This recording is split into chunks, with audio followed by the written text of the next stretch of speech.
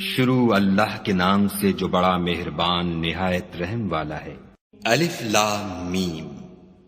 اس میں کچھ شک نہیں کہ اس کتاب کا نازل کیا جانا تمام جہان کے پروردگار کی طرف سے ہے۔ کیا یہ لوگ یہ کہتے ہیں کہ پیغمبر نے اس کو از خود بنا لیا ہے؟ نہیں، بلکہ وہ تمہارے پروردگار کی طرف سے برحق ہے، تاکہ تم ان لوگوں کو ہدایت کرو جن کے پاس تم سے پہلے کوئی ہدایت کرنے والا نہیں آیا، تاکہ یہ رستے پر چلے۔ خدا ہی تو ہے جس نے آسمانوں اور زمین کو اور جو چیزیں ان دونوں میں ہیں سب کو 6 دن میں پیدا کیا، پھر عرش پر قائم ہوا۔ اس کے سوا تمہارا نہ کوئی دوست ہے اور نہ سفارش کرنے والا۔ کیا تم نصیحت نہیں پکڑتے؟ وہی آسمان سے زمین تک کے ہر کام کا انتظام کرتا ہے، پھر وہ ایک روز جس کی مقدار تمہارے شمار کے مطابق 1000 برس ہوگی، اس کی طرف صعود اور رجوع کرے گا۔ یہی تو پوشیدہ اور ظاہر کا جاننے والا اور غالب اور رحم والا خدا ہے، جس نے ہر چیز کو بہت اچھی طرح بنایا، یعنی اس کو پیدا کیا، اور انسان کی پیدائش کو مٹی سے شروع کیا، پھر اس کی نسل خلاصے سے یعنی حقیر پانی سے پیدا کی، پھر اس کو درست کیا، پھر اس میں اپنی طرف سے روح پھونکی، اور تمہارے کان اور آنکھیں اور دل بنائے، مگر تم بہت کم شکر کرتے ہو۔ اور کہنے لگے کہ جب ہم زمین میں ملیا میٹ ہو جائیں گے تو کیا از سر نو پیدا ہوں گے؟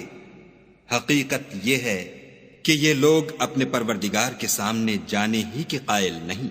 کہہ دو کہ موت کا فرشتہ جو تم پر مقرر کیا گیا ہے تمہاری روحیں قبض کر لیتا ہے، پھر تم اپنے پروردگار کی طرف لوٹائے جاؤ گے، اور تم تعجب کرو جب دیکھو کہ گناہ گار اپنے پروردگار کے سامنے سر جھکائے ہوں گے، اور کہیں گے کہ اے ہمارے پروردگار، ہم نے دیکھ لیا اور سن لیا، تو ہم کو دنیا میں واپس بھیج دے کہ نیک عمل کریں، بے شک ہم یقین کرنے والے ہیں۔ اور اگر ہم چاہتے تو ہر شخص کو ہدایت دے دیتے، لیکن میری طرف سے یہ بات قرار پا چکی ہے کہ میں دوزخ کو جنوں اور انسانوں سب سے بھر دوں گا۔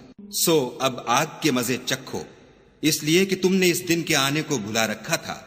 آج ہم بھی تمہیں بھلا دیں گے، اور جو کام تم کرتے تھے ان کی سزا میں ہمیشہ کے عذاب کے مزے چکھتے رہو۔ ہماری آیتوں پر تو وہی لوگ ایمان لاتے ہیں کہ جب ان کو ان سے نصیحت کی جاتی ہے تو سجدے میں گر پڑتے اور اپنے پروردگار کی تعریف کے ساتھ تسبیح کرتے ہیں اور غرور نہیں کرتے۔ ان کے پہلو بچھونوں سے الگ رہتے ہیں، اور وہ اپنے پروردگار کو خوف اور امید سے پکارتے، اور جو مال ہم نے ان کو دیا ہے اس میں سے خرچ کرتے ہیں۔ کوئی متنفس نہیں جانتا کہ ان کے لیے کیسی آنکھوں کی ٹھنڈک چھپا کر رکھی گئی ہے۔ یہ ان اعمال کا صلہ ہے جو وہ کرتے تھے۔ بھلا جو مومن ہو وہ اس شخص کی طرح ہو سکتا ہے جو نافرمان ہو؟ دونوں برابر نہیں ہو سکتے۔ جو لوگ ایمان لائے اور نیک عمل کرتے رہے ان کے رہنے کے لیے باغ ہیں، یہ مہمانی ان کاموں کی جزا ہے جو وہ کرتے تھے۔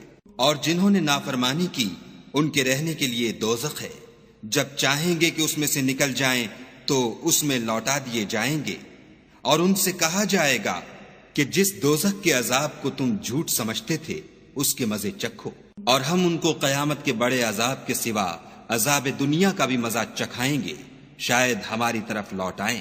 اور اس شخص سے بڑھ کر ظالم کون جس کو اس کے پروردگار کی آیتوں سے نصیحت کی جائے تو وہ ان سے منہ پھیر لے۔